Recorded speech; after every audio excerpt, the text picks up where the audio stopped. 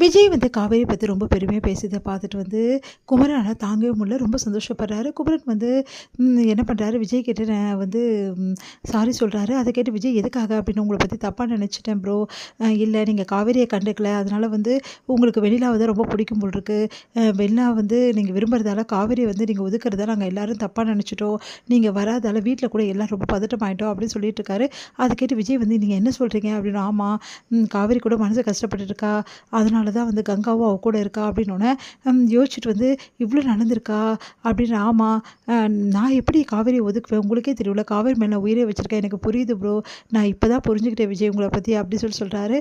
சரி நான் காவேரி இப்போ உடனே போய் பார்க்கட்டுமா, அதெல்லாம் ஒன்றும் வேணாம் விஜய், கங்கா இருக்கா, கங்கா பார்த்துப்பா, நீங்கள் கவலைப்படாதீங்க, காலையில் போய் காவேரி பாருங்கள் அது போதும் அப்படின்னோடனே காவேரி என்னை பற்றி எதுவும் தப்பாலாம் நினைக்கல, அதெல்லாம் ஒன்றும் இல்லை, தப்பாலாம் நினைக்கல, ஆனால் வந்து அவள் கொஞ்சம் வந்து வருத்தமாக இருந்தா, யோசிச்சுட்டே இருந்தா, நான் ஒரு பதட்டமாகவும் வேறு இருந்தா அப்படின்னோடனே நான் இப்போயே போய் காவேரி பார்க்குறேன் அப்படின்றாரு. அதெல்லாம் ஒன்றும் வேணாம், சொன்னால் கேளுங்க, நம்ம காலைல போகலாம் அப்படின்னோடனே சரின்னு சொல்லிட்டு விஜய் சொல்கிறாரு. சரி நான் கங்காவுக்கு போய் ஃபோன் பண்ணிட்டு வரேன்னு சொல்லிட்டு ஃபோன் பண்ணி பார்க்குறாரு. கங்காவும் வந்து இங்கே காவேரி தூங்கிட்டு இருக்காங்க.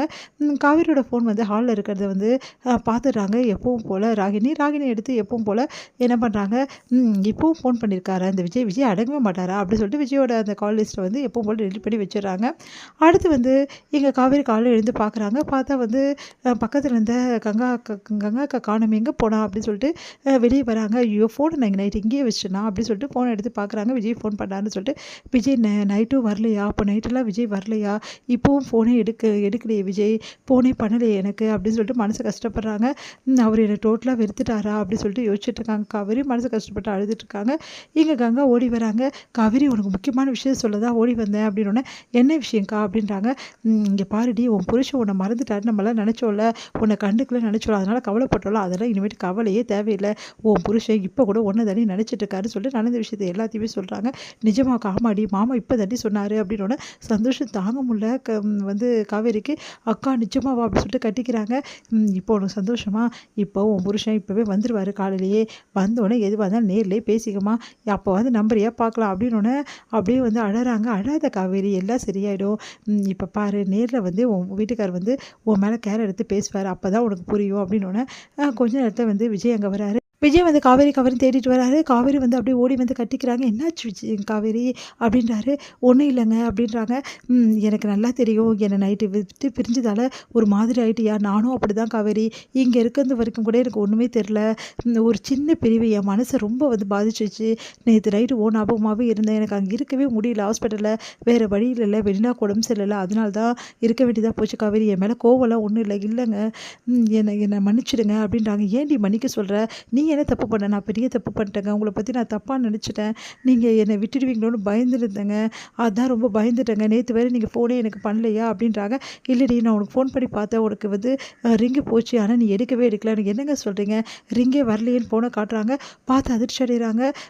என்னங்க நீங்கள் ஃபோன் பண்ணீங்க, ஆனால் இங்கே எனக்கு கால் லிஸ்ட்லேயே காட்ட மாட்டேங்குது, நான் அதுதான் காவேரி எனக்கும் புரியல, நான் உனக்கு ஃபோன் பண்ணேன்டி, சரி நேற்று காலையில் ஃபோன் பண்ணி உங்ககிட்ட பேசினேன், அப்போ கூட ஊன்னு சொல்லி இந்த சரியாக பேசாமல் நான் அப்படி சொல்லிட்டு இருந்தேன், நான் என்னங்க சொல்கிறீங்க, ஆமாம் உடனே யோசிக்கிறாங்க, இதெல்லாம் ராகினியோட வேலையாக தான் இருக்கும், அவளை வச்சுக்கணும் அப்படின்னு சொல்லிட்டு காவேரி வந்து சரிங்க நீங்கள் ரொம்ப டயர்டாக இருக்கீங்க, முதல்ல ஃப்ரெஷ்அப் ஆகுங்க, அதுக்கப்புறம் எதுவாக இருந்தாலும் பார்த்துக்கலாம் அப்படின்னு சொல்லிட்டு திரும்புகிறாங்க. பார்த்தா ராகினி இவங்க 2 பேரும் கட்டி பிடிச்சிட்டு அப்படியே வந்து நிற்கிறத பார்த்து ராகினியால் தாங்கிக்க முடியல, அப்படியே அதிர்ச்சியாக நிற்கிறாங்க. உடனே விஜய் வந்து சரி காவேரி நான் ஃப்ரெஷ்அப் ஆகிட்டு வரேன், வந்து பேசலாம் அப்படின்னு சொல்லிட்டு போகிறாரு. உடனே வந்து காவேரி அப்படி திரும்பி பார்க்குறாங்க. ராகினி வந்து அங்கேருந்து போக பார்க்குறாங்க. ஒரு நிமிஷம் நிற்கிறியா அப்படின்னு ராகினி நிற்கிறாங்க. என்ன விஷயம், எதுக்காக என்ன நிற்க சொல்கிற, நீ பண்ண முள்ளு திருட்டுத்தனம் எல்லாம் தெரிஞ்சு போச்சு எனக்கு, உனக்கு அசிங்கமாக இல்லை இப்படிலாம் பண்ணுறதுக்கு, எனக்கும் விஜய்க்கும் நடுவில் சண்டை வர்றதுக்காக என்ன வேணாலும் நீ பண்ணுவியா, ஆமாம் இப்போ என்ன பண்ண, இப்போ என்னன்ற அப்படின்றாங்க. அதுக்காக என்ன மாதிரி ஒரு விஜய்கிட்ட பேசுவியா, நான் சொல்லவா இதை உன் புருஷன்கிட்ட நீ என்ன மாதிரி பேசுறேன்னு சொல்லிட்டு உன்னை காரி துப்புவார் அப்படின்னோடனே அப்படியே பார்த்து முறைக்கிறாங்க.